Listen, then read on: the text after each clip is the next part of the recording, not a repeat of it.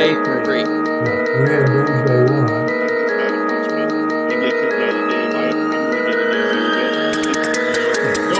No question in my mind. He came from one of the toughest areas of Phoenix, also especially in the course. For safety and on the defense, talking about it. You better get your ass the ball. You better get your ball. I just gotta say, when it comes to former Dallas, different. For sure, and they would have thrown it off because This guy gets off you. And I go to bed every night like, G man, I promise you that.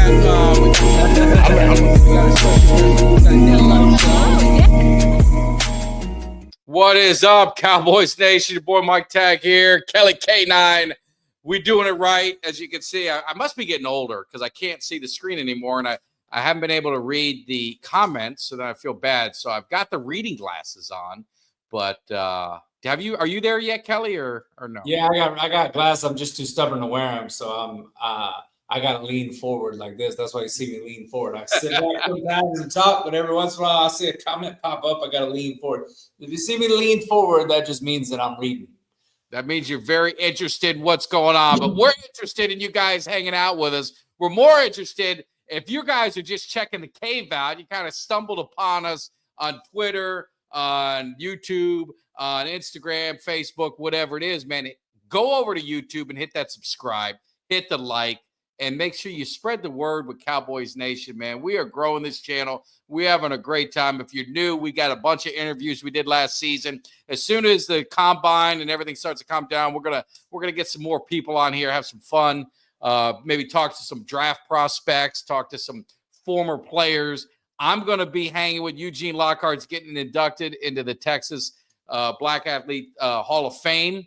He's getting inducted with LaDainian Tomlinson, Larry Johnson from the NBA, Larry Brown, Super Bowl 30 MVP. So it's going to be a lot of fun. I'll be doing some videos from there. So make sure you guys hit that alert bell so you don't miss anything. But going to be a great weekend, Kelly. I'm looking forward to it. I'm kind of bummed that the timing didn't work out for you, but it's going to be a good time. It's going to be a good time. Yeah, well, you know, things happen for a reason, man. I got gifted some tickets to Texas Tech and KU basketball game this weekend, so I'm driving up to Kansas City to go see my Red Raiders take on the Kansas Jayhawks. I've always wanted to watch a game from that arena, man. I mean, I'm a big college basketball fan. Next to the NFL, that is after NFL, it's college basketball, and then college football for me is kind of like neck and neck with that. But college basketball has been fun just because I've been able to see my team, and I saw them play in the national championship game a few years back, and I went and saw that live.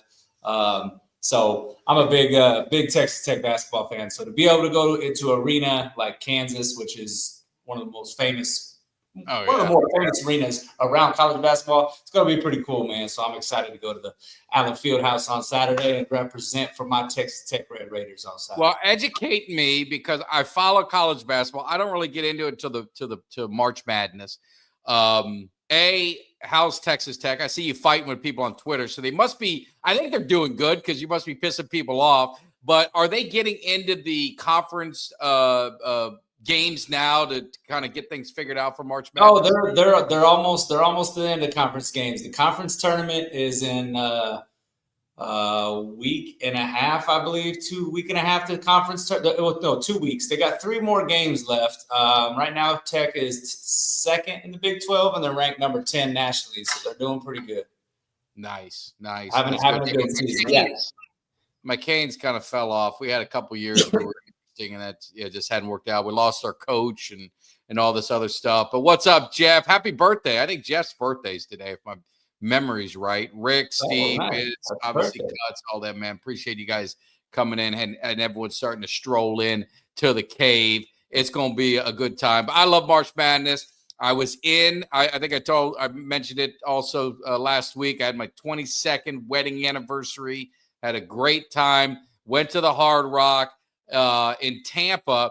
And lo and behold, man, they had Julius Erving, Dr. J's 75th birthday celebration there. So got to see Dr. J walking around, Alonzo Mourning, Roger Clemens walked right by me in the casino. He's still a big dude. He's still a big dude. And Clyde Drexler, Gary Payton, man, a lot of basketball guys, man. It was a lot of fun. It was definitely a lot of fun. So yeah, lost all my money though. You know, the problem is, Kelly, is I had an allowance, right? I don't know if you partake in any kind of gambling, but you go with an allowance, and it's like that. If you lose it, you're okay. If you break even, you're pretty happy. And if you're up, you're kind of pumped up. So by Saturday night, I battled back and I was even. I got a free hotel room. My brother hooked me up with a hotel room. He came up and for a wedding gift. So I'm good there. So I'm like, I'm winning, right? I'm even. Free hotel room. You can't ask for more. But we had breakfast and I said, you know what? I don't want to be even. I want to be up, right? And my wife's like, hey, this is the allowance we had. Go do it. And it went within 2 spins. I lost everything I had. walked out with the shirt on my back, man. I lost my money. I was man. Been there before. Yeah, been there, done that. I usually go in when I go into the casino. I go in and I take a certain amount. What's funny though is I gotta just take just the straight cash, because if I bring my card in, especially if I'm drinking, I'll be tempted to go to that ATM and pull it out because I don't have that self-control, especially when I've been drinking. I can make some stupid decisions. So I leave my cards in the car. I take in my wallet, with my ID obviously, and then cash. But I leave my debit cards in the car and take in just the cash that I know I can afford to lose in case I lose. But yeah, if I can get back to the point of breaking even, it just depends how long I've been gambling. If I get to that point where I broke even and I'm like, you know what, I feel like the luck is not on my side, then I'll go ahead and walk out. But if I feel like I'm kind of on a little bit of a hot streak and I'm get back to even, I'll keep going. Sometimes it works, sometimes it don't. Yeah. But as long as you walk out with the shit on your back. Yes, and Mark's right. You got to know when to hold them, know when to fold them, and know when to walk away and know when to run. But let me ask you, Kelly, I don't think we ever really talked about what is your game when you go to the casino. What's the game that you like to play? Man, honestly, I like playing the slots or blackjack. Blackjack intimidates me, man. Really? Yeah, because the people. So here's the thing. It was something like that where it intimidated me too, because there's people around that if you don't know what you're doing, you don't double down. But there's this spot at this casino that I go to, and it's a live blackjack dealer that's in front of everybody, right? But you're at your own spot. It's a seat that you sit at, and it's a digital monitor that shows you the cards that are being laid down, and you can place your chips on one of 3 things. I could bet on all 3 little circles. I could put on all 3, and he deals a card, to all 3, and then his deal. So you don't really have to worry about anybody saying anything. I mean, there may be some groans or something like that, but you don't have to worry because these people are sitting, on their own little pod. So I play that because I really like it, because you still got the live dealer and he still kind of interacts with you and everything. He'll give you a head nod if you did something good, won some good money, or he'll shake his head if he beats you out and gets a 21. So the blackjack playing that way has gotten me a lot more comfortable in terms of really kind of figuring out the game and being able to sit down at a table and know, all right, I'm not going to make any boneheaded moves here. But normally I just play there at that pod because I get everything that you get without the people sitting right next to you. No, that's actually, I wish there was something there because I'd probably do it, because that's the hard thing. Like my brother, my other brother, we go on, we do go on cruise and this and that, and he was playing blackjack, and I guess he hit when he should have stayed or something, and the lady next to him started yelling at him, and he's like, hey, lady, my money, my cards, shut your mouth. That now an argument ensues, because you get defensive. And so I've stayed away from it. I like 3-card poker. I don't know if you ever played 3-card poker. That's a fun game, and it's more individual. But you get to play with like a group, so it's there. And then roulette is the game I probably play the most. And I'm, 8, 22, and 33, Kelly. I mean, you know those numbers if you're a Cowboys fan. So that's kind of what I do. And then I'll mix in some other stuff to kind of, see if I increase my odds. But But anyway, it's a lot of fun. We have a good time going on a cruise next month. So I got to hone my skills and see if I can try and win some money back. You know what I'm saying? So, but anyway, hopefully everyone in the chat, everyone kind of strolling in is having a good time and enjoying themselves, get ready for a nice weekend. But with this weekend comes the scouting the combine and the NFL combine. There's guys there now. I saw a lot of the coaches talking. And did you see any of the Cowboys coaches? They were doing like 5-minute snippet interviews. They were thrown on YouTube. Did you get a chance to watch any of that? I haven't watched any of those. No. Yeah. It seems like the coaching staff, if you're in for less flash, kind of more, more substance kind of stuff and more low key and more, football focused, this staff really seems like that's what they are. They're kind of all about football. Very, I don't want to say boring, you know what I mean? And some of the way they are and some of the comments, but they seem like they're intertwined pretty well. They get along well. So I'm interested to see how this staff develops. Some of them are in newer positions, first time coordinator kind of being himself, first time, some other position coaches, but I like what I hear, but obviously the results is all that matters, but they seem like they're in line, going into the, the new season. So we'll see where it goes. Yeah. Well, I do like, I haven't watched any of the videos, but, I have read like some snippets and stuff, some of the things that some of them said. I like, the offensive line coach we got from Arizona has talked about the fact that he's excited to work with Tyler Guyton. Thinks that he's going to be able to do some good things with him, and that understands that there's some things that they need to get to work on, but that from a pure athleticism and talent standpoint, that he really likes Tyler Guyton. I heard Stephen Jones saying that he thinks that this offensive line coach can do something with Terrence Steele, which I'm kind of got a mixed bag about that. I know a lot of us have been like, hey, let's just move on from Terrence Steele. He's terrible. I think he's been, since that injury, has been terrible. But here's the thing, though. Could it have been the coaching because think about it, before he played and got his contract, he played good enough that the Cowboys gave him a pretty lucrative contract. And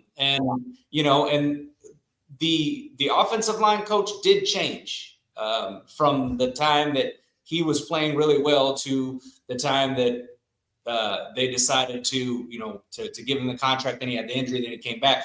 Offensive line coach did change. So, with offensive line, I do think coaching matters. And I do think that there are certain offensive line coaches that just the way that they scheme, schematically, different techniques that they have, I do think it matters, because you've seen this Dallas Cowboys offensive line kind of have a little bit of a roller coaster ride at times. And you've seen sometimes I thought when Mark Colombo was offensive line coach, they played really well.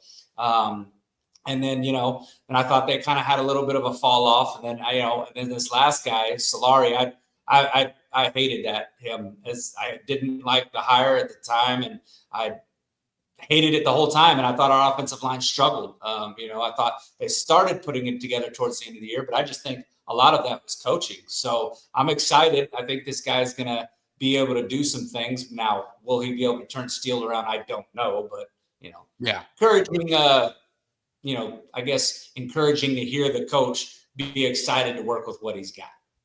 Yeah. And I was just bringing up some stuff on Steele. I think sometimes he, it's always that perception, right? And he's terrible and yada, yada, yada, and everything that kind of goes with it. But it's like I said, you're not going to have an all-pro at every position. That's just, it's just not going to be the case. And I think with Steele, if you look at what he does best, is he's a run blocker. His pass protection, he struggled. Last year he was middle of the pack. With PFF grades of tackles, he was, right in the middle. Wasn't on the top end. Now the injury, if you go back to his, the injury season, he was a lot worse. I think he was at like a 53.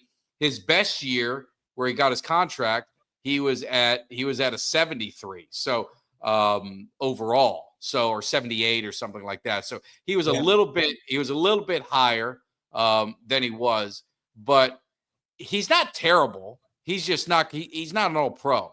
And I think the one thing when you look at Steele, it's a cohesive unit. He got better as the year went on when they were running the ball, when there was a focus of running the ball. You saw the offensive line get better. You saw, obviously, Rico put up, he was averaging like 4.8 yards a carry. He was one of the top running backs in the last half of the year if you just look at his numbers. So I'm not giving up on Steele, but I would say, to your point, Kelly, is they probably need to look at a veteran insurance policy, because you do have Guyton, which I think is going to take a step up. But I think Steele is one of those, concerns. And I think they had Chuma last year, but I think there's some guys out there that they can get in free agency that's not going to cost a whole lot of money, that'll be able to bring some insurance. You still have Richards, too, from North Carolina. But I really like this offensive line. And I always say I take heat from it, but I really like the offensive line, and they've got a mix of nastiness. Do you think, and I think the offensive line kind of talked about it, do you think they possibly are going to move BB over to guard and then put Hoffman at center? I don't know. I think that it's going to be something that I think that they would look at, because Zach Martin retired, and so now you've got a hole at that right guard position.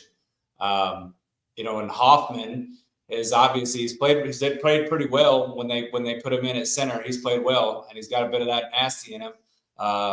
So now you look at Cooper Beebe. He was drafted out of K-State, and he played right guard. That's his position. So putting him back to a position he's already comfortable with and has experience, that might actually be the play to go there.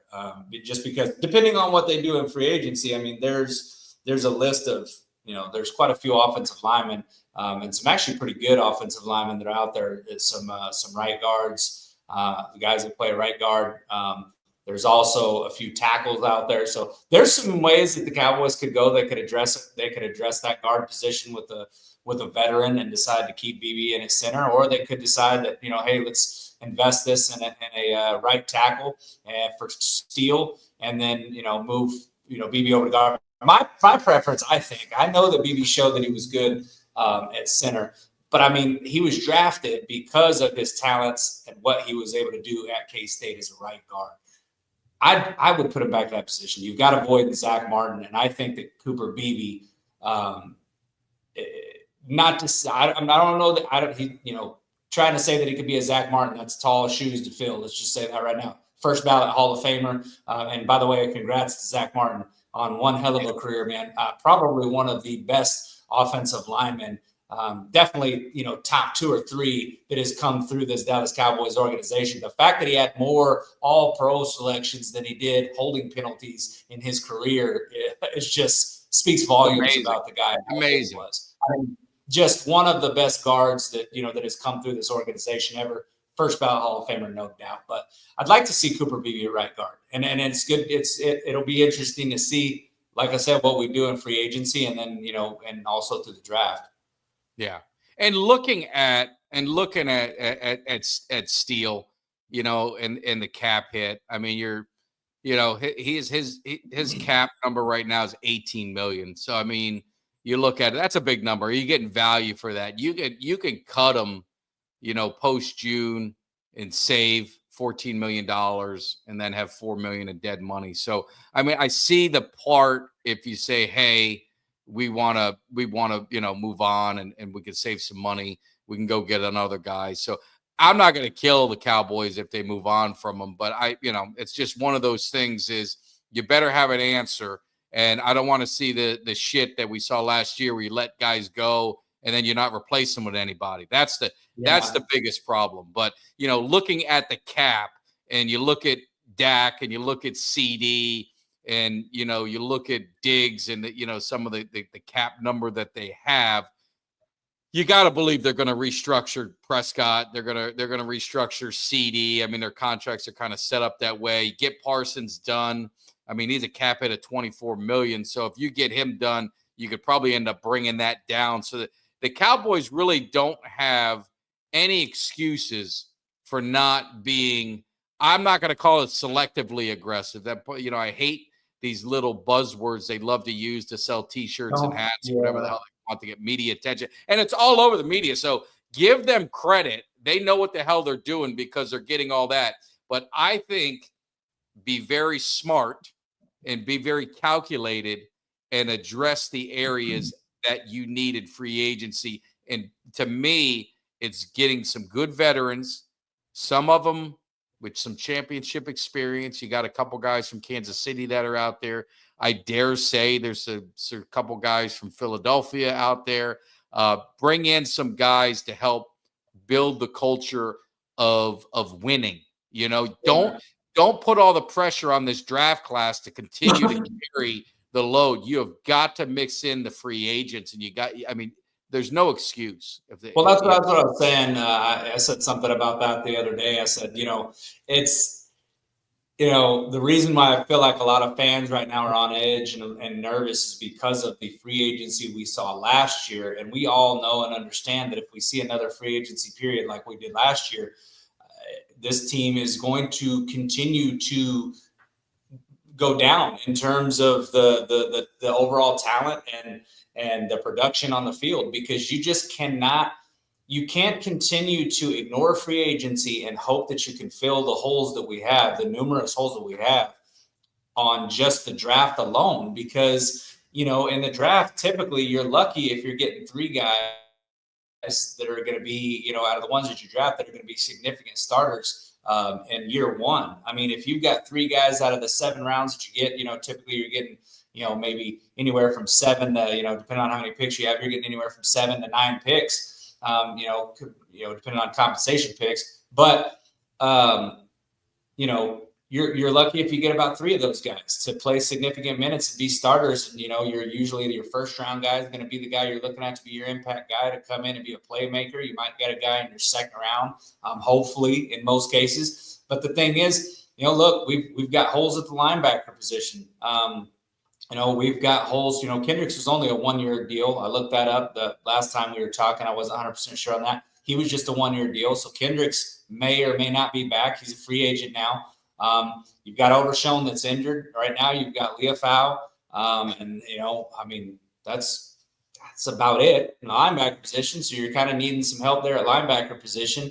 You know, you've got Damone Clark. I think he's still under contract. But, you know, you've got linebacker holes. You've got holes on the offensive line. You've got holes on the defensive line. You know, you've got I would say you've got holes in your secondary, because I think that it's time for them to probably move on from Donovan Wilson. I mean, he's played sporadically well, but I mean, he's sometimes too often been a liability in that secondary. I think they need to address the safety position. I think you got to address the defensive back position, because you've got Diggs with injuries. You got to address the running back position, the wide receiver position. Like, there's holes all over this roster. So I think the fans are just rightfully nervous because of the fact that we're just thinking, look, we can't go into free agency and sit on our hands again like we did last year. Yeah. And I don't know if you could see it. Kelly, you're old. Maybe your eyes aren't great, but I put up the free agents, and these are, you know, unrestricted free agents, guys that, you know, are they our guys or? Yeah, our guys. And there was a question of who would you keep? I mean, you're looking at obviously Tank, Brandon Cooks, Trey Lance, we know is probably gone. The punter, who's been obviously a damn good punter for us. Kendricks, they brought in on a 1-year deal. Jordan Lewis, who I think is, I mean, that's one of the guys I think you need to bring back. Cooper Rush, Linval Joseph, you know, Goodwin, who's always been good on special teams, no pun intended. Chuma, we talked about him being the veteran tackle. Osa is the big name, right? Osa, Rico, Goldston, Watkins, Carl Lawson had a nice year, picked it up. I mean, when you're looking at this list, it's like you can't keep them all, right? I mean, you can keep most of them, but are there any that are guys, and you guys in the chat would love to get your opinion, is like, you know, I'm seeing, you know, Steven says Wilson and Hooker go. I mean, what do you think? One's So- keeping Jordan Lewis. What do you think, Kelly? The guys that I would like to keep on the team, I think obviously one of them is the first one I'm going to say. I think he's a guy that you can get locked up with no problem. He'd be cheap. I think you keep your punter. I think Brian Anger you keep. I would bring back Kendricks on another 1-year deal, just because I think he played well last year, and I don't think that he's a guy that is going to cost you a whole bunch of money. Jordan Lewis I'd bring back. Cooper Rush is an interesting one. But because of what he's done and just kind of he's solidified himself as a pretty good number 2, which means that he's earned himself some money. I would draft ourselves a quarterback and maybe try to get somebody else to develop maybe as far as a backup. I don't think I'd bring Cooper Rush back. I know that sounds crazy given Dak Prescott's injuries, but look, what was Cooper Rush really going to do? Was Cooper Rush ever going to win us a Super Bowl or take us to the playoffs? Absolutely not. If Dak Prescott goes down, season's over, right? So you don't have a backup quarterback that's going to pull off some, Nick Foles type magic. Let me interrupt you one second. I just asked your question because I talked about it, I think on Monday. Do you think it was a mistake for the Cowboys not to just play Trey Lance and just see what he had and just let it go? At this point I do, just because I think Cooper Rush is the better quarterback ultimately, but I think you didn't do yourselves any favor by playing Trey Lance because, one, you didn't get to see if Trey Lance could improve any. 2, you gave yourself you basically it's like going to an all-you-can-eat buffet that has crab legs and steak and shrimp, and you pay all this money for it, and all you eat is the salad. You go to the salad bar. Like, it was a waste of money. You know what I mean? You never really got to see what he could offer. And I know that, me personally, I think Trey Lance has ways to go, and I think he needs reps. And that's what a lot of people talked about. But they didn't get him those reps. They never really got him in to see what he could do. So it was just a wasted 4th-round pick. And that's just bad business, in my opinion, because that 4th-round pick definitely could have got us a running back last year. We missed out on the running back position last year. And there were some running backs in the 4th round. Braylon Edwards, for one, would have been a guy that I would love to have. The Jets got him in the 4th round. So, I think they should have at this point. Hindsight's 20/20, but I don't think the Cowboys did themselves any favors. And they love wasting 4th-round picks. They went out and, gave one for, Mingo. And he hasn't done anything. We didn't really get to see him a whole lot last year. So, I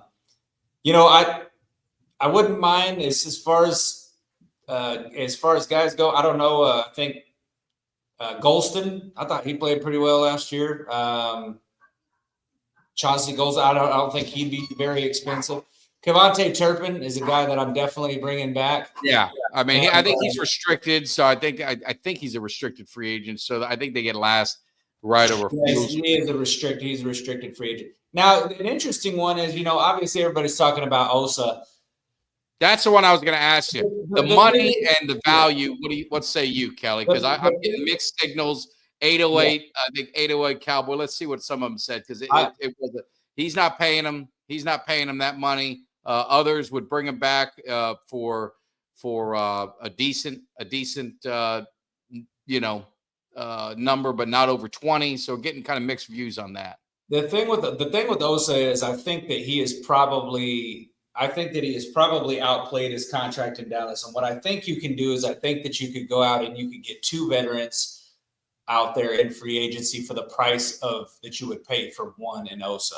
And I think that's probably the route that the Cowboys are going to go. Unless they decide to invest, a good amount of money into that spot. I don't know. It'd be difficult to tell right now at this point. I would not be mad if they re-signed Osa though, because whatever he gets paid, he earned his contract. And look, we've talked about the interior of this defensive line for years now.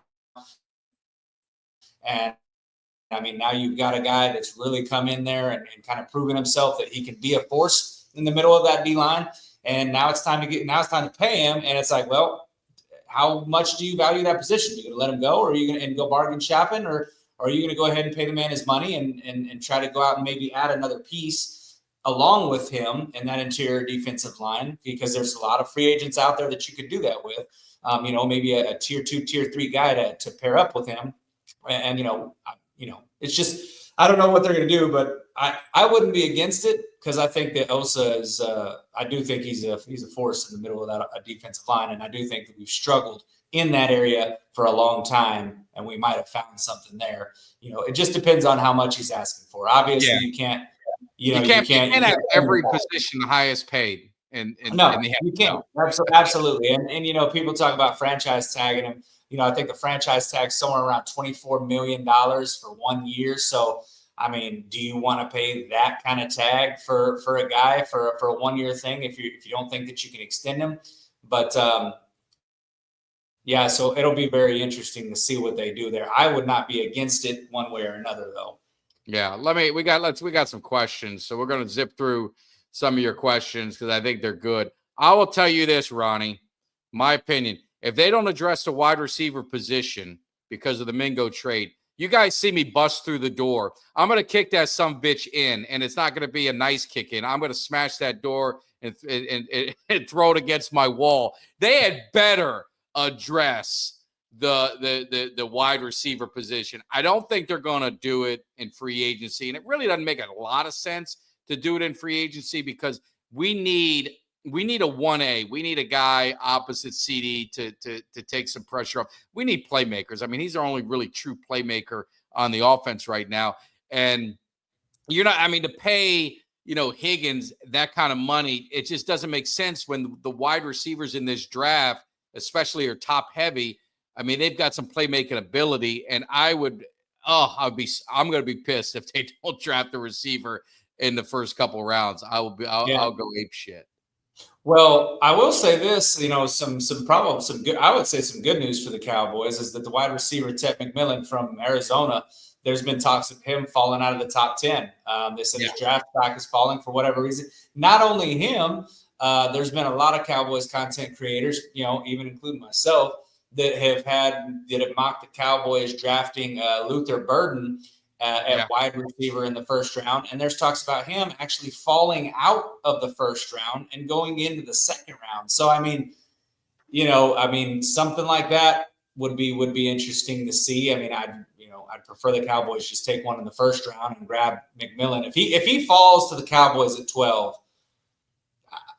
I'd be pretty upset if they didn't draft him. And then somebody said Hampton, Mario Hampton. And Mel Kiper's draft has him going to Dallas at 12. They've got him going to Dallas at 12. I would upset me a little bit. I understand that people are really doing a complete 180 on the running back position, but I think that's too far of a 180. I think Hampton is a lower. If you were going to go first round, I'd be drafting him between 25 and 32. I think he's more of a second round guy, but that's just my opinion. But if the Cowboys were to draft him, listen, I wouldn't be upset. I'd be upset if they drafted him at 12 because I think that they could trade back, pick up some extra draft picks, and still grab him later on in the first round if they wanted to. Because like I said, I feel like he's a 20 through 32 guy, possibly even into the second round. So I just think that I think 12 is too high for him. I think Mel Kiper's smoking a little bit of smoke. And maybe in Mel Kiper's defense, I mean, I don't know if he does a lot of trade scenarios. I think he just kind of goes with the draft and maybe, in the back of my mind, he's thinking, well, the Cowboys will trade down and get him. So I don't know. I mean, but it's reminiscent of Gibbs, and you remember Gibbs, and everyone thought with Dallas, he's going to fall to Dallas, and Dallas is going to get it. And then all of a sudden, Detroit comes out with takes him 10? Was he 10 or 12 or something like that? He was way high. And you're starting to see that with the running backs, and you're seeing the running back position, like you said, doing a 180. These teams, I'm a running back guy, and I think you might be too. We love the run. I mean, running the football, it's old school mentality. It's demoralizing to the defense we felt it when we played the Ravens and we played the Packers and we played the Saints. These guys run all over you and there's not a damn thing you can do about it. It's humiliating. As a fan, imagine how it is as a player. So it's, I think I'd want Dallas not to wait too long for a running back. Top Yeah, three. no, I agree. I agree. Top three. I definitely feel like that I would, I'd like to have that running back position addressed. I don't want them to get into the, fourth round, having still not drafted a running back, thinking that we're going to be able to draft a guy, and that's the guy. Because here's the thing: are you going to, are they going to re-sign Rico Dowdle, or are you going to bring him back? I wouldn't be against bringing Dowdle back. My thing is, I just don't want. I'm not trying to roll into next year with him as RB1. I'm just not. I want a guy. I want a running back that's going to be. I want a rookie running back, and even if we re-sign Dowdle, I would like them to get another veteran in there. I mean, to be honest with you, a guy that I like, that I'm intrigued by, and I know he's had some injury issues, know he's getting a little bit older. Nick Chubb, man. I would take Chubb, and honestly, I would sign him over Dowdle.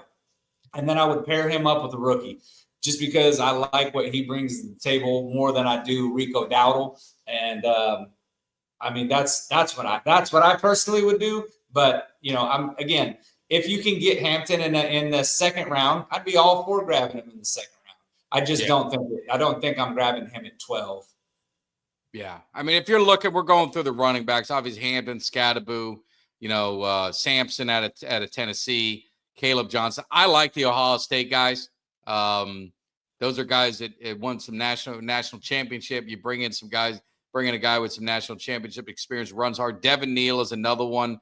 I know my man Jay Tuck, the draft wizard. He's very high on him. He covered him a lot in Kansas. Harvey's getting some run. This is the one guy I'm telling you, man.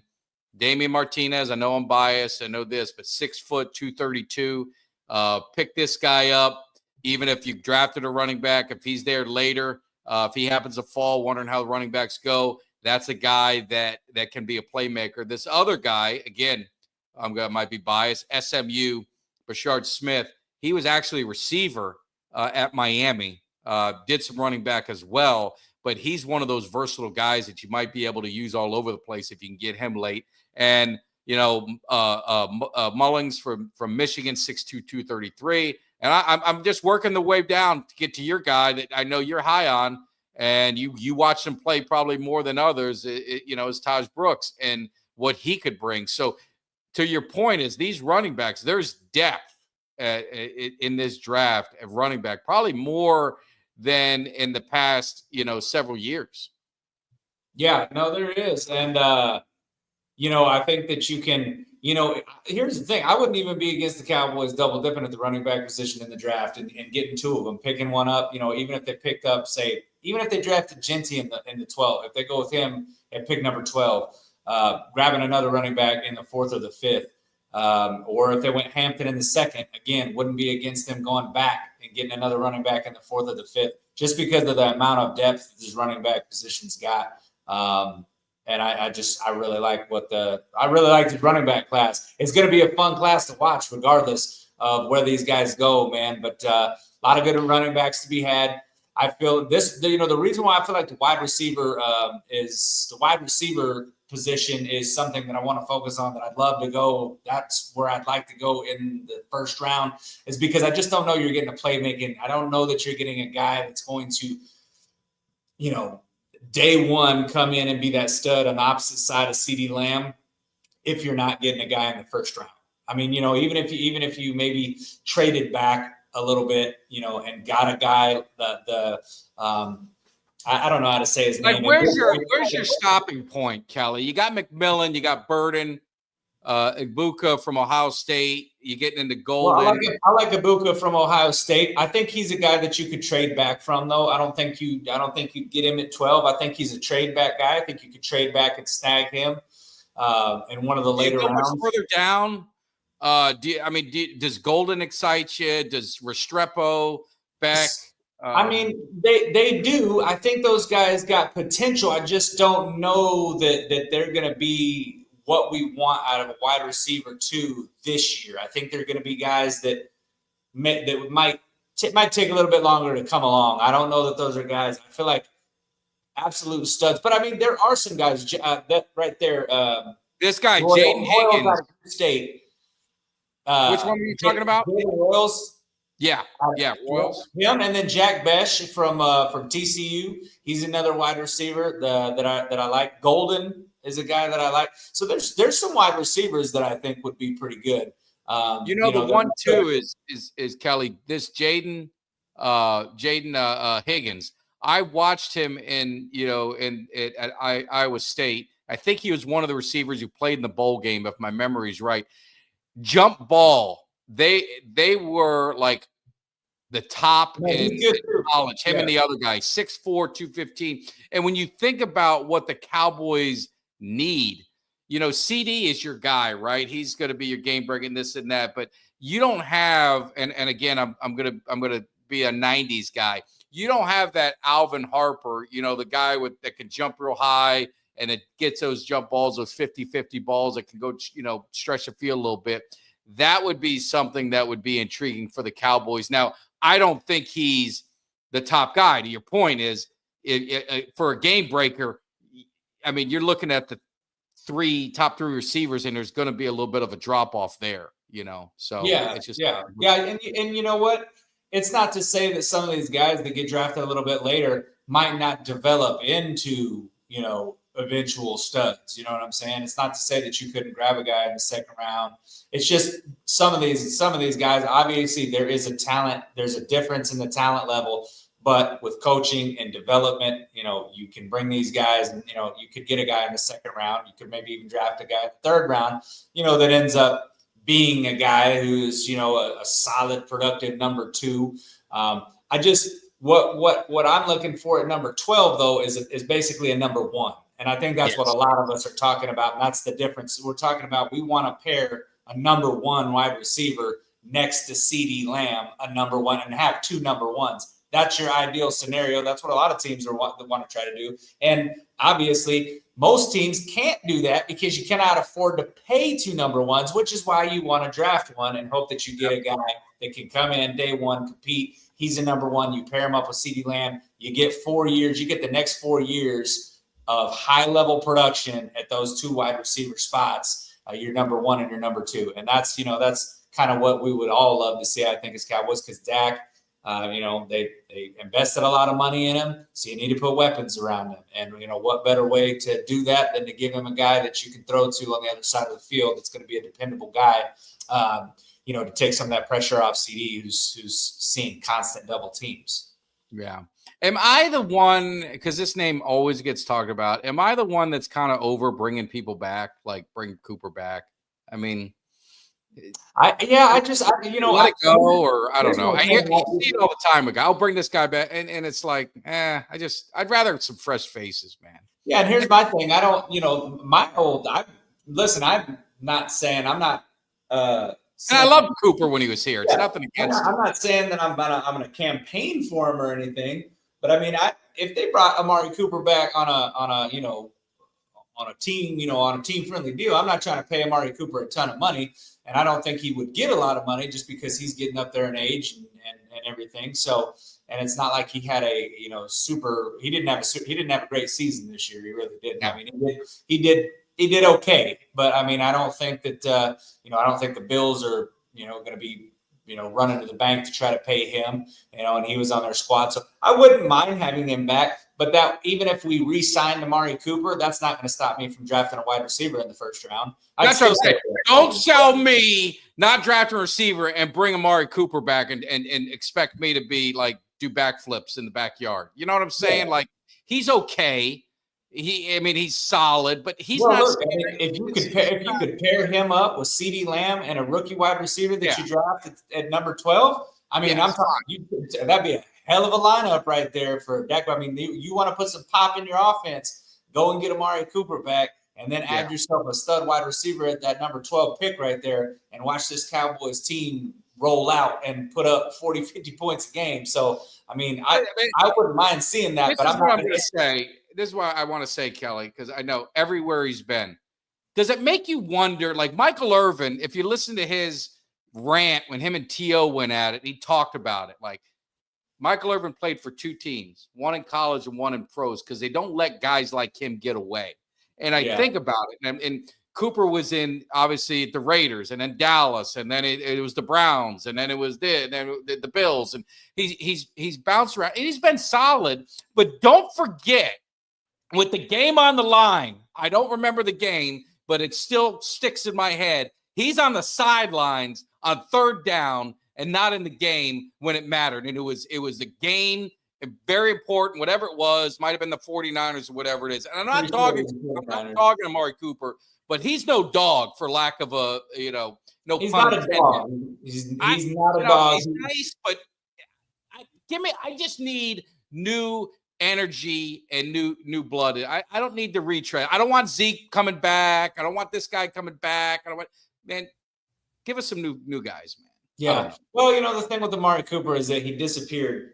He disappeared a lot in these road games. A lot of times he played great at home. On the road, he disappeared. That was his knock with the Cowboys. When he was with the Raiders, he really his effort just went to complete shit. Rejuvenated when he went to the Cowboys. Then kind of the same thing, kind of just, ho-humming on them road games. Not really great in the playoffs. Goes to Cleveland, has some great games. So he's one of those receivers that is kind of up and down. I would say he's one of those guys that's an emotional guy.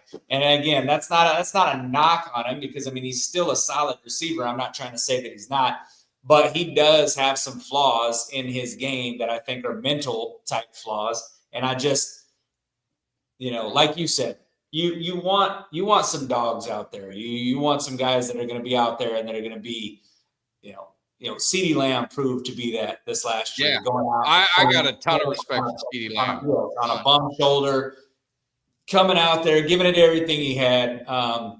They basically had to pull him off the field in that last game and that he played, and before they shelved him. And, that's the kind of guys we want. We want 53 of those dudes, man. We want 53 of those guys coming out and playing their hearts out every single game, regardless of whether you're up, whether you're down. They're out there and they're giving it 110%. And that's one of those. That's that culture mentality thing.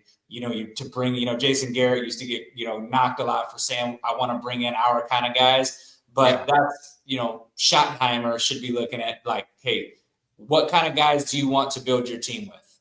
And I think that, most head coaches in the NFL are going to want to bring guys in that are like that, effort guys. Because, if you got 53 guys out there giving it their effort 110% every single time and not taking no plays off, that's a key to that's a winning recipe.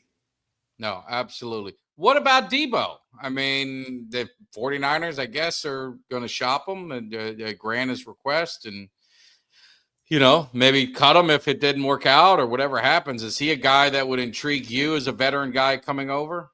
Yeah, he'd intrigue. Still wouldn't stop me from drafting a wide receiver. There's only one person that if the Cowboys went after him that would stop me from drafting a wide receiver, that'd be T. Higgins. Because if you got a guy like him, the thing is, the price tag with him is what I think that's the problem. Keeps you from getting him, because he's going to make. I don't think he'll make wide receiver. I don't think they'll pay him as a wide receiver 1.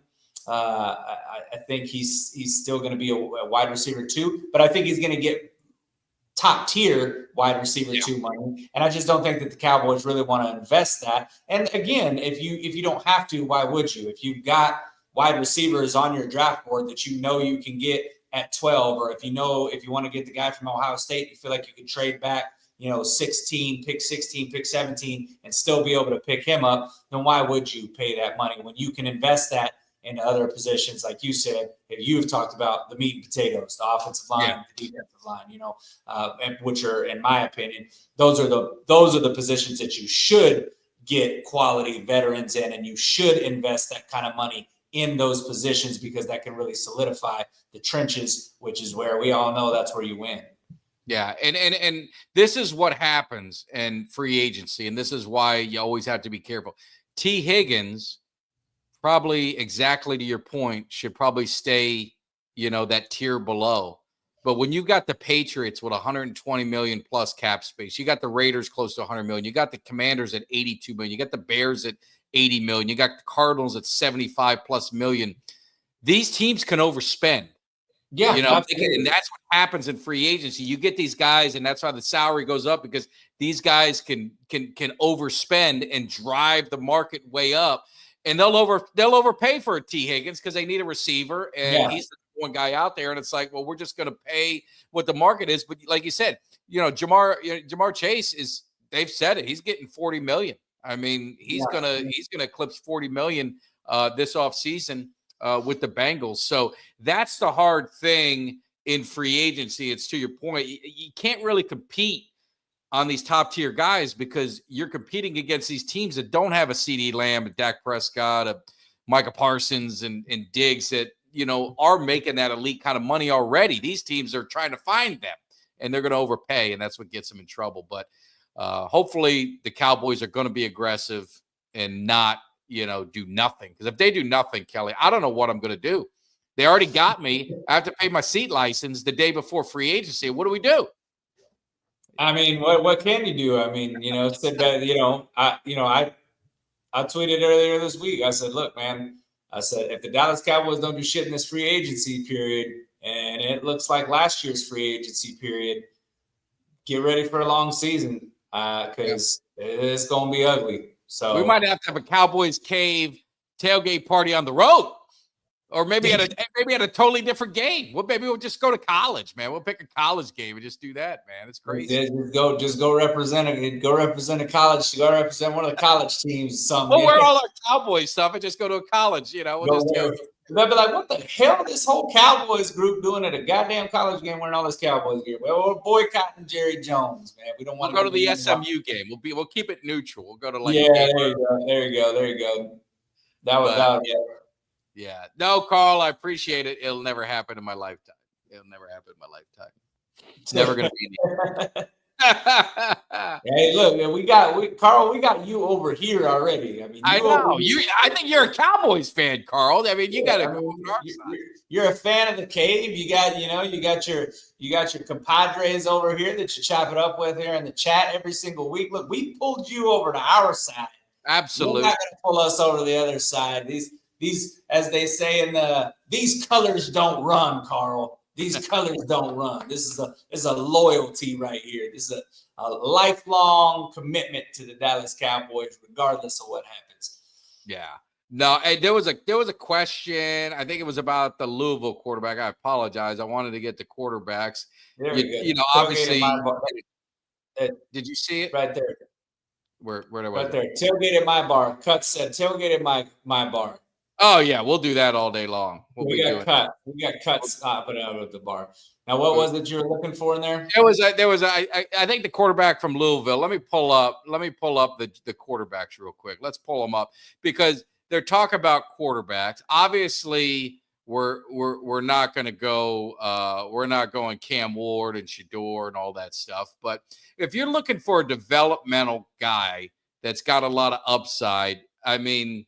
My son, which I don't think they would do, Jalen Milroe, I'm not a fan of his. Obviously, Riley Leonard, had a nice run. I think it's still maybe a little too high.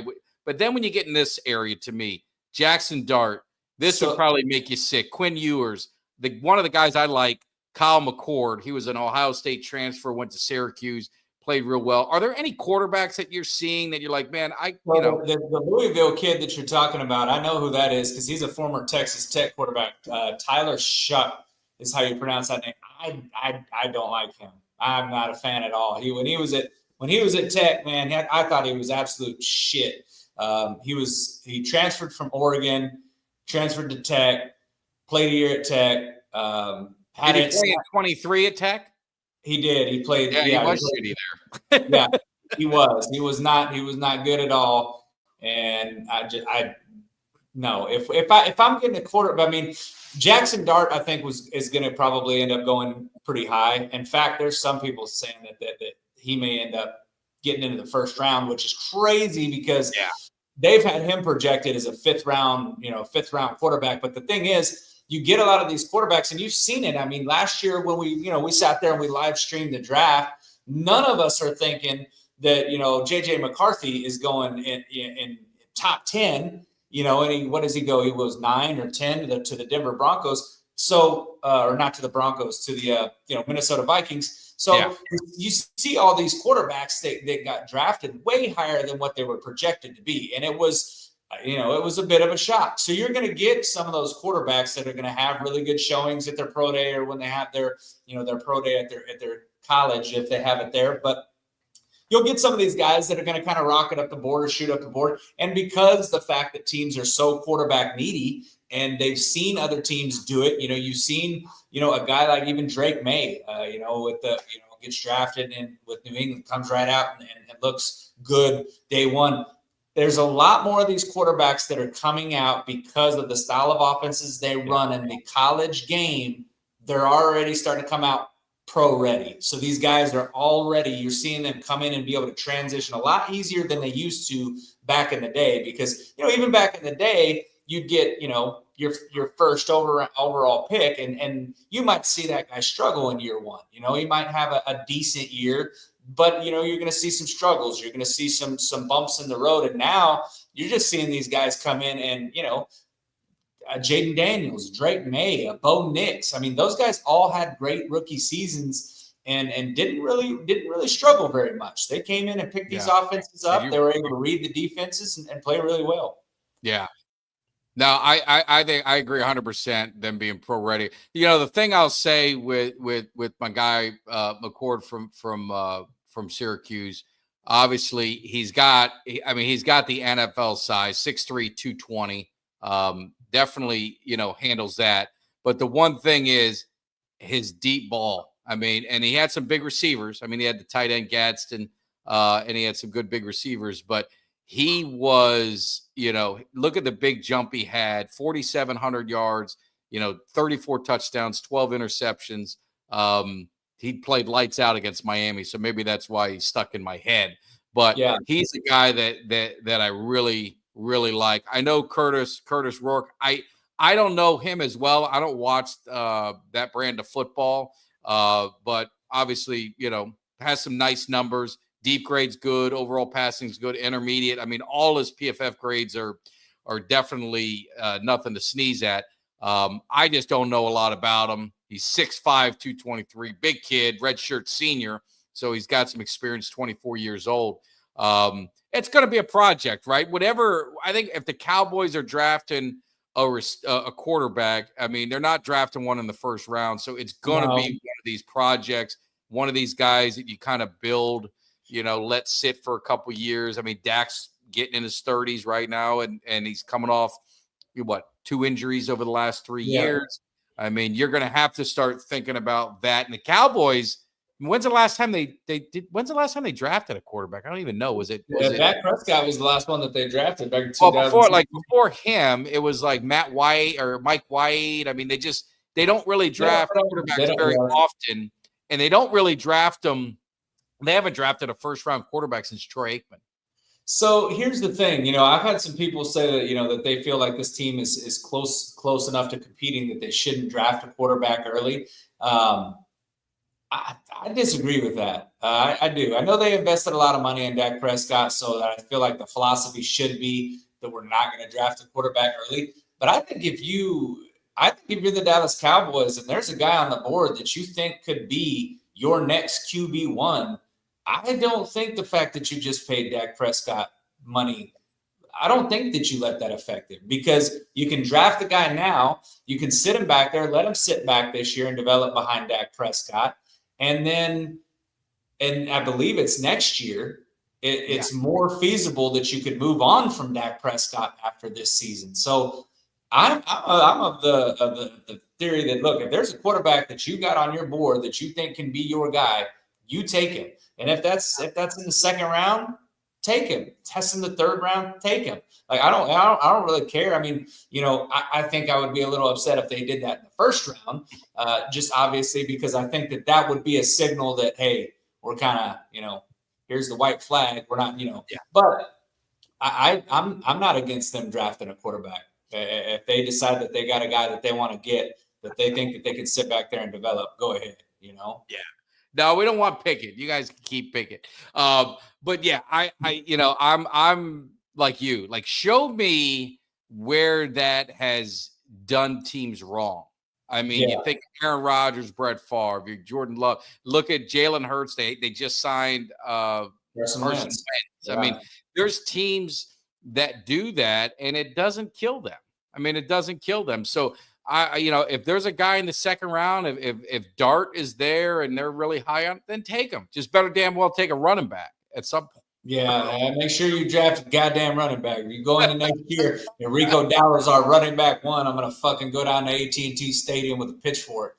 Yeah, I mean, yeah, we ain't doing that again. But yeah, so I don't disagree, and I think again to your point, these quarterbacks are coming out so much more well prepared than in years past type of offenses, and that's why I think it's with the receivers too. That's why I think some of these elite, the top guy receivers. You see that Chase and Jefferson, God bless you, and all these, they have success early. These early top receivers are having success early. It's not that 2-year process of, if you look back to even like a Michael Irvin, it was like, 2.5 years before he really became the playmaker and got adjusted to the NFL style. So, yeah, definitely for me. So, yeah. What else we got, Kelly? It's, this is kind of the dog days of summer, so I don't want to drag things out, but I think we did do a lot of coverage on some of these young guys. The scouting, the combine is this weekend. I don't know if I asked you, maybe it was before there. If I asked you early, then I guess I'm going to repeat myself, but we got a lot of new people on, and make sure if you guys are hanging with us, we got 220 plus with us now. Make sure you come over to YouTube, hit that subscribe. Hit the like, hit the share. We appreciate it. Show wouldn't be anything without you guys and the people in the chat, man. We love it. And we definitely love the interaction, good and bad. I mean, we got some guys in here too. So, but what do you think about the combine now with the players kind of opting out and they're not going to compete and they don't want to, there's, could they hurt their draft stock? How much help could they do? So these bigger guys are doing that, but and let me preface it by I saw, and I don't know if you remember it, the NFL All-Star games they used to do with the sports and athletes, and it used to be on NBC. And I watched Darrell Green and Herschel Walker have a 100-yard dash against, it was Jose Canseco, someone else, and Jose Canseco never ran a 4.2. I promise you that because I watched this race. But Herschel Walker ended up beating Darrell Green. There was a competitiveness, and this is in the offseason. These guys are still competing, but you don't really see that much in sports today, maybe because the money's too big. But what's your thoughts on these big-time guys just opting out of doing the drills and just there for the interview? Well, I think if you were a big-time player and you're scared of getting hurt for a workout, I mean, to me, I think that's pretty weak. If I'm an NFL team, I mean, I'm split on it because I think that if you're an NFL scout and you're a front office, you're an NFL scout, you've been scouting these guys all year long, I think you've got enough game tape on them to know who these guys are. With a wide receiver, you can see if they run routes well. You can see, hey, can they make the contested catch? Do they have that vertical to go up over the top of the DB and make the jump ball? If it's a running back, does he got a good jump cut? Is his patience good? What's his vision like? Can he break tackles? Does he go down at first contact? You know these things. You can look at the breakaway speed. You can say, you know where they excel. You know what? He needs a little bit of work and pass. Like, I feel like a lot of those drills that they do are a little bit overrated because, I mean, who gives a shit if a guy can get a vertical jump of, 77-inch vertical jump? I don't give a shit about that. Can the guy play football? And who gives a shit if the guy can bench, 225 pounds 80 times? Like, you know what I mean? Like, what does that really prove on a football field? Go watch the tape because the tape is really going to be what's going to show you where you're at. But I've just always thought that the combine was kind of fun just watching these guys because sometimes you see, one of these guys come out and he's got blazing speed and you're like, holy cow. Like, that dude ran a 4.240, like, like when, Chris Johnson did it, you remember, that was kind of the buzz around the whole NFL combine. It was like, and I feel like that, did. So I think for some people, it really helps. It helps elevate them. But I think, when it comes to some of these premier guys, like I know Genty's not going to do anything. He's not doing any workouts. I don't really think it necessarily hurts those guys because I think you've seen enough of them on tape to know what you got in them. But I mean, I would think it'd be kind of sad if pretty much everybody started following suit and everybody's like, well, I'm not going to work out. This guy ain't working. I'm not working out. Because I think it can help guys who may be fringe first round guys, or maybe back end first round guys that want to move to the front of the first round. They start getting those good numbers in the combine, and then all of a sudden you get scouts going, hold on a second, maybe we overlooked this guy. Maybe maybe we can develop because the athleticism is there. Because a lot of times they'll look towards that. So I don't know. I think it's just another disappointment in my opinion, because I've been disappointed in the fact that these star players don't play in their bowl games a lot of times anymore, and now they're not starting. Now it's not participating in the NFL combine, and it's just another disappointment to me because it's just all about the money. And I agree, Bobby. This was going to be my example. So you must be in my age bracket. Mike Mamula. I don't know if you remember him, Kelly. He was at Boston College. He was kind of a no-name guy. And he trained himself to the combine. He had his trainer and he was unbelievable in the combine and ended up getting drafted ahead of Warren Sapp, if my memory serves me correct. I'm trying to look back. And he was a total bust. He was terrible.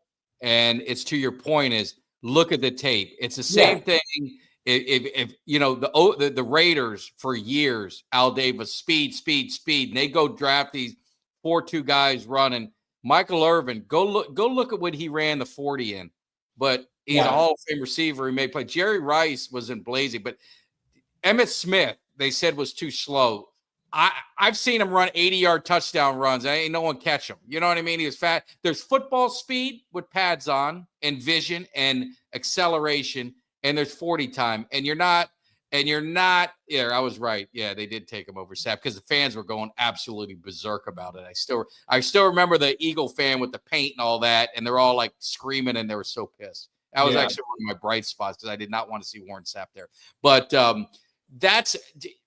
I think the combine is overrated, so it doesn't bother me so much. But what I think it does, the only thing it kind of bothers me is they limit the amount of players.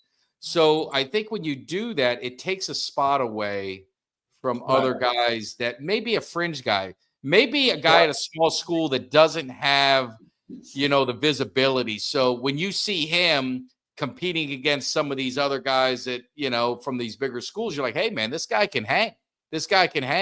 So I think that's the only part that kind of disappoints me. It's not so much the big guys backing out because I get it. And I don't think they're afraid of injury. I think they're afraid of looking bad. And that's to your point of competition. That's to your point of afraid to compete and look bad against some no-name guy. Because, Tony Romo, if it wasn't for, the combine, he was the quarterback throwing the passes. And he obviously caught the eye and Sean Payton knew him, but it was an opportunity for him to make his presence known. So, I love the combine, but I don't get caught up in all the numbers. I think it's all horseshit. I don't either. I think it's interesting to watch some of them, and I think sometimes you see some of those numbers and they jump out at you. I get it. I know that I don't necessarily judge somebody by the 40 time because, again, I don't think that, you look at a guy like, for example, I'm going to bounce back to my Red Raider guy, Taj Brooks. I don't think he's going to run a great 40 time. You know what I mean? It's probably going to run like a 4.4 or something like that, which is still fast. It's still fast. 4.4, but 4.4, 4.5, it range. But if you watch his game tape, he doesn't have that blazing breakaway speed, but you still see him bust off 40-yard runs, 60-yard runs. Because it's kind of like, a Derrick Henry. Derrick Henry is not overly fast, but when he gets to that second level, he does have that speed. He does kind of have that, finds that extra gear, and and then he's hard to bring down. So, you get a running back like that, and they're like, well, doesn't have that breakaway speed, but he can punish you, and then he gets to that point where punishes, boom, boom, boom, boom, boom, and then here comes a big chunk yard. Here comes a big chunk play. It's like getting 4 yards, 4 yards, 5 yards, 6 yards, and then boom, here comes a 30-yarder. So, I don't really judge the 40 times either, but it is fun watching these guys and kind of comparing them up against their peers and kind of seeing where they stack up at in terms of those, those measurables. But, at the end of the day, there's nothing they can do that is really going to change what these scouts probably already know about them just from watching tape, because that's all they do. They'll sit there and they'll go watch their game tape every single game and watch where they struggled, watch where they excelled. And they know these guys at this point. Yeah, it's the interviewers there, but it's like Dion said. They asked him how fast he was. He said, as fast as I need to be. And I mean, that's that's it. Yeah. I mean, you just need and guys in pads. Some can't run that well with pads who are Olympic sprinters, but throw pads and everything on them and the helmet and all that. And there's other guys that don't lose speed. They don't lose speed. They got the pads on it, and it doesn't affect them. So I think that's where it's a little different. But anyway, it'll be fun. It'll be fun. Yeah. You guys definitely check out the Scouting Combine. I think it starts tomorrow. They kind of started getting some stuff going today, but I think it kind of gets going tomorrow. So, but definitely appreciate everybody in the chat. Even appreciate my man Bobby and Carl, the Eagle fans. We love them. We love him, and he agrees with us. So we agree on some things, Kelly. He agrees with us on some things. We just don't agree on the team, but it is what it is. It's that's what America's all about. It's all about choices. So anyway, definitely appreciate everyone hanging in the cave. Like I said, I'll be hanging out in Dallas this weekend. So if any of my peeps are out there, I'll be with Cuts. We'll be maybe hit Texas Live or find something to do in the evening time with Eugene, the Hit Machine Lockhart. But we're going to go watch him get inducted. Should be a good time. Definitely looking forward to it. So you guys be great. Kelly, have a great weekend. You're going basketball. I mean, that's going to be a lot of fun in Kansas. Yep. So wish some Red Raiders good. I saw that Patrick Mahomes was in the house at one of the games recently. So good representation, man. And I'm gonna tell you this right now, man. In terms of I know in football, I told you about we got the number one transfer portal class in the nation. Texas Tech did. They got that oil money that's been helping us out in terms of these NIL deals. I'm just gonna tell anybody this right there. If you want to look at one of the best facilities in the entire nation, I'm telling you, there's NFL teams that don't have a facility like this. Go to my Twitter. I retweeted this video. It's about a 9-minute video. That's how long it's about a 9-minute video taking you through and showing you the facility. They got a barber shop in their damn facility. They got a barber that comes there every Thursday and Friday to get these boys looking fresh. But I'm telling you, man, it's a $1 billion facility they built, and it is unbelievable, man. I'm telling you, if I'm a kid and I'm 18 years old and I'm going to see this and they're recruiting me and I'm seeing these facilities, absolutely unbelievable. It's got me excited for the future of Texas Tech, who's always been kind of a mid-tier program. This could be one of those things that gets them and elevates them to that next level. Maybe it pushes them into a college football playoff spot. So if you haven't seen it, go check it out. The Womble Center. It's amazing. Just if a fan of football and facilities, it's amazing. It's a good watch. Yeah, definitely going to check it out. You guys do it as well. Make sure you follow us on Twitter. And again, hit that subscribe, hit the like, hit the share. We appreciate it. Hopefully you'll be hanging with us over the weekend in spirit. We'll be dropping some videos. Hopefully Cuts doesn't forget me at the airport. He's my ride. So Cuts, I know you're still hanging with us. Don't forget to pick me up at the airport. Otherwise, I'm going to be standing and stranded. And Cuts, I've got to get dressed up nice for the event. So you're going to see Mike Tag and Cuts looking a little different. So don't make fun of it. Don't make fun of the hair. Don't make fun of all that stuff. I got to dress. I got to dress the way for the style. So I may look my age as we get going. I always try to stay young. But you guys be good. Appreciate it, Kelly. Have an awesome time there. We'll see you guys, Cowboys Nation. Great show as always. See you. Give me somebody that's hungry. Give me somebody that's hungry. I need somebody.